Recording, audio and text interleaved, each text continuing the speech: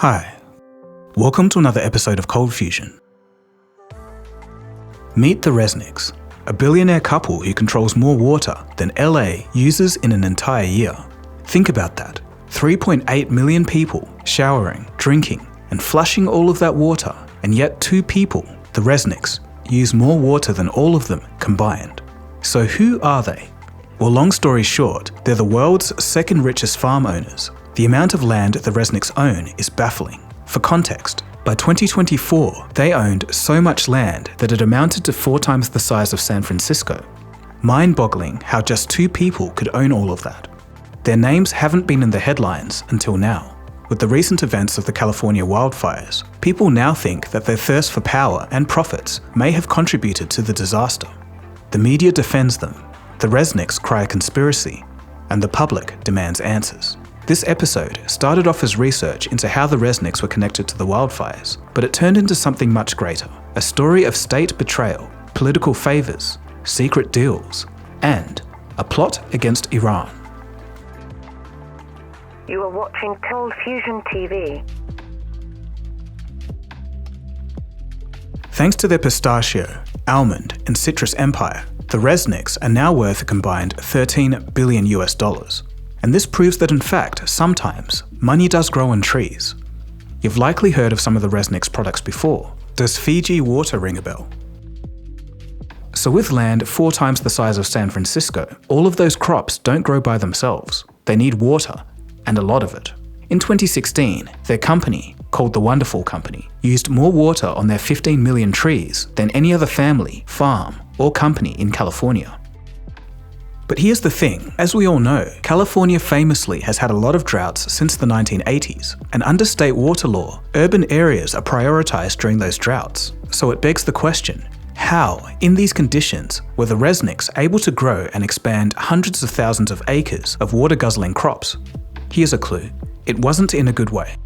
They manipulated California law into doing their bidding, and this allowed them to access more water than every household in LA combined. In fact, more than anyone in the West. The question isn't just how they did it, but why, in the 30 years since it all went down, has no one done anything about it? But we'll get to all of that a bit later. For now, we must know how it all started. Stuart Resnick is the richest farmer in America, but he wasn't born into farming, nor does he live on a farm. Born in 1936 in New Jersey, and the son of a bar owner with a chronic gambling problem, Stuart grew up in an imperfect household. But despite this, he did manage to study law at UCLA, and to pay for it, Stuart started a janitorial business, and this was followed by a security alarm business. And this is where he met and married Linda, an advertising executive. Together, they were unstoppable and demonstrated a real talent for buying and flipping businesses, and that made them millions. Some of these businesses include Terra Flora, a flower delivery service, Franklin Mint, which sold fake copies of the pearl necklaces John F. Kennedy's wife would wear, and also, since 2004, Fiji Water. Meanwhile, American oil companies were desperate to offload land on top of their oil reserves, and they were giving it away for cheap in places like Kern County, California. The Resnicks, seeing the opportunity, started buying acres upon acres of this land, mostly as a hedge against inflation. In the 1990s, the Resnicks became actively involved in California's water infrastructure process to keep the water flowing into their land. By 2008, their orchards became the largest acreage of tree crops worldwide, and by 2024, they owned so much land, 185,000 acres, that you could drive for hours and still not pass through it all. Before we continue down the rabbit hole of the Resnicks' many ethical shortcomings, Linda Resnick needs a mention for her ability to turn mundane products into global sensations. Before Linda Resnick, only 4% of Americans had ever tried a pomegranate. As they were growing pomegranate crops, Linda got to work marketing pomegranates as a magical elixir, launching POM Wonderful Juice. She funded studies on their effects on bacteria, memory, and cognition. The FTC was not impressed. In a similar vein, Linda rebranded Fiji Water into an exotic celebrity drink, quote, untouched by man. Her marketing increased sales almost overnight to make it the largest imported bottled water brand in the US. And this is despite draining Fijian aquifers to bottle and sell their water, leaving some Fijian locals without a safe water supply. But now we get into the deep conspiracy. If you're wondering what flour deliveries and a crop producer has anything to do with Iran, bear with me. I'm going to walk you through how this relates to this. One billionaire couple owns a massive share of the state's water system, seized in a series of secretive meetings 2 decades ago. That system was largely paid for by the very taxpayers whose water these billionaires hold hostage. Before pistachios looked like this, they once looked like this. And the most delicious of them was imported from Iran. When the US embassy was stormed during the Iranian Revolution, then President Jimmy Carter blocked all goods from Iran, which included pistachios. The Resnicks saw an opportunity. They could cash in on the Iranian pistachio ban. In 1989, they began growing and harvesting their own, and within 10 years, their sales surpassed $1 billion, and they became the world's largest producer of pistachios, and also almonds. Their pistachio empire was built on Iranian sanctions, and if Iranian-US relations improved, their pistachios might lose their edge. So to stop this from happening, they pumped their newfound wealth into think tanks, such as the Washington Institute for Near East Policy, and this was to make sure that there was heavy lobbying to keep the sanctions against Iran. Of course, in the public eye, they tried to keep an arm's length. This shows you the depths they were willing to go through, but it doesn't stop there. Together, Stuart and Linda weren't afraid to pursue aggressive tactics to get what they wanted. Once they threatened their neighbours over bees simply just flying past the new seedless mandarin orchards, they demanded that the bees alter their flight path, or the neighbours would be sued for trespassing. I guess we get to see Stuart's law degree at work. But this pales in comparison to what's next. Perhaps the most aggressive of all was a secret meeting in 1994 that would change California forever. Here's what happened. A secret meeting in Monterey Bay, a water deal that defied logic, and a billionaire couple rewriting California's water laws in their favour.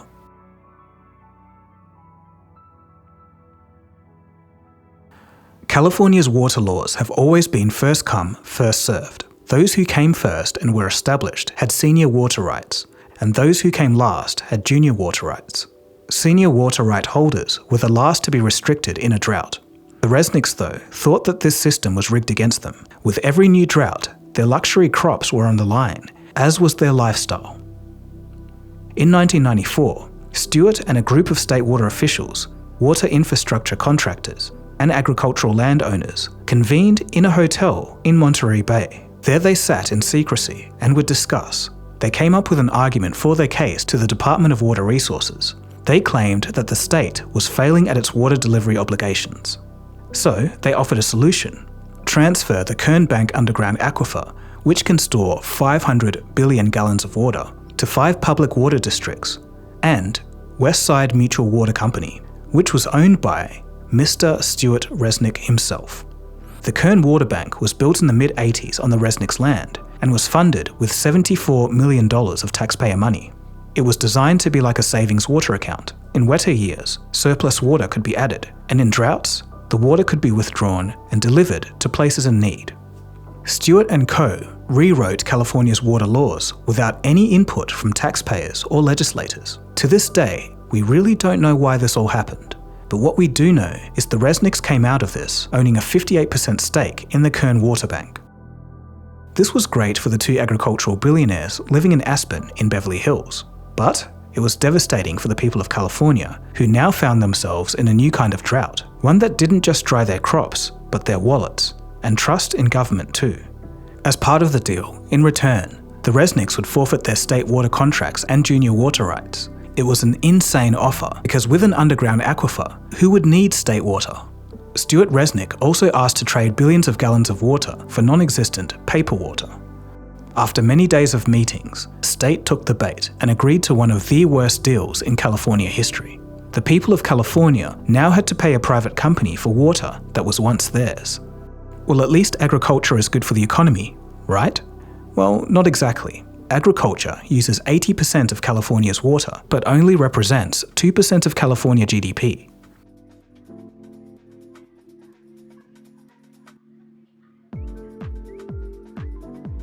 Over the next few years, the Resnicks doubled their land holdings, pocketed millions selling water back to the state at premium rates, and wielded political connections to secure their hold on the unconstitutional rip-off deal. Of course, to keep the water, and by proxy, money flowing, the Resnicks regularly donated 6-figure sums to a plethora of California governors. and became the top donors of the University of California, funding ecological studies on water management in order to tell the story that they wanted to tell. Converting people's water into products that most can't afford is ethically questionable, but their absolute domination is something to behold. In 2023, urban water systems received just 5% of the water that they needed from the state. Meanwhile, the Resnicks used over 1 billion gallons of water for their pomegranates, almonds, and pistachios. And they're particularly water intensive. One single almond requires up to 1.1 gallons to produce. And it goes on. According to a NASA expert, the ground of the San Joaquin Valley is sinking due to excessive groundwater pumping, and Kern County was one of the most affected regions. 2025 introduced a new chapter into the Resnicks' controversial legacy. California's famed coastline, flattened and charred. The scale of this disaster hard to comprehend. Pretty devastating. I don't think LA's seen anything like this before. I hope in the future we can find a way to maybe even better prepare or to prevent this from ever happening again. During the LA wildfires, anger towards the Resnicks hit a fever pitch, with many accusing the couple of hoarding water, and in turn, exacerbating the fires. The Resnicks call this a, quote, viral conspiracy, insisting that they have nothing to do with the water supply to Los Angeles. And according to them, they use less than 1% of California's water in their agricultural business. So, did the Resnicks' practices have any impact on the fires? Experts are divided. While California's wildfires are mainly caused by hotter and drier conditions, some argue that the Resnicks' monopoly over water has made the state more vulnerable to drought. They siphon taxpayer dollars into the company town charter schools they own, set up to train children to work for their farms. And of course, like any company of this size, they exploit their workers. We need to treat water for what it is: a necessary public resource, a human right, and something that shouldn't be owned by anyone, and work towards legislative change that stops people like the Resnicks from stealing it. Others, however, insist that wildfire prevention policies, not agriculture, are the real problem. But the $101 million that they did cut in 2024, here's where it went. And the question I got is, where's the $46 million? Because they account for $28 million that was cut from wildfire resilience efforts by state conservancies. $12 million was from a home hardening experiment for wildfire protection. $8 million was from monitoring and research program to California universities. $4 million was from the Forest Legacy Program and private land management. $3 million was from an interagency forest data hub, but that adds up to only $55 million. What I want to know is, where's the other $46 million? Now we have this reservoir in Palisades. This is the reservoir. This is Palisades. The reservoir is roughly 1 mile away where the fire was. So let me get this straight. This reservoir, if we put up images, fits 117 million gallons of water. The stat we hear about is 3 separate tanks had up to 1 million gallons of water. This thing fits 117 million, and they've had it shut down since last February of 2024. Why did you have it shut down? What about all of that water in the Kern Water Bank? Could and should they distribute the water to help fight the fires? According to officials, Los Angeles gets its water from a network of 114 tanks, all of which were fully filled before the fire broke out. So the water from Kern Water Bank wasn't required. A lack of water wasn't the issue, but it was the city's residential water system that struggled to deliver such large volumes of water simultaneously in multiple areas. And what if Los Angeles needed the Resnicks' water? Well, the state constitution bans unreasonable water use, which means that the government could step in if they thought someone was hoarding the water during a crisis. So technically, yes, Los Angeles could withdraw water from the Kern Water Bank, but there's no need for now. On January 15th, 2025, the Wonderful Company, owned by the Resnicks, announced a $10 million pledge to support wildfire relief efforts. So is that enough to correct a fair few wrongs? Regardless, at the heart of this story is a simple question. Should billionaires be able to buy and sell water like a private asset? Why did no one do anything when the laws have been manipulated since 1994? And what about the political donations? Will they ever be investigated? And lastly, should California's water laws finally be rewritten? Let me know what you think in the comments section below.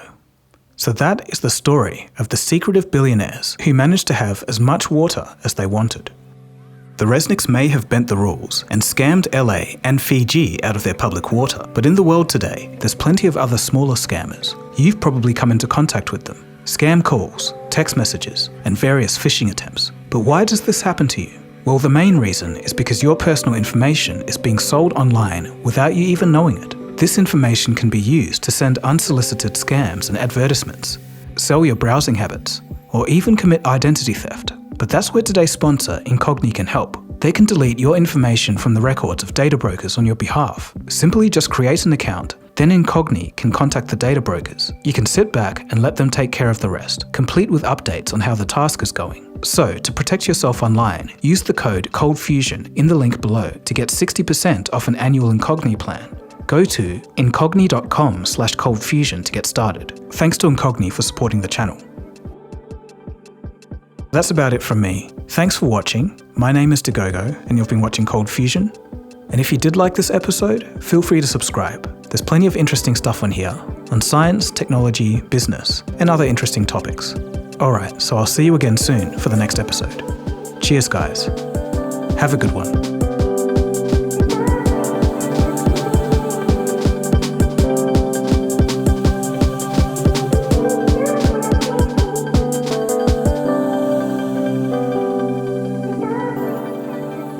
ColdFusion.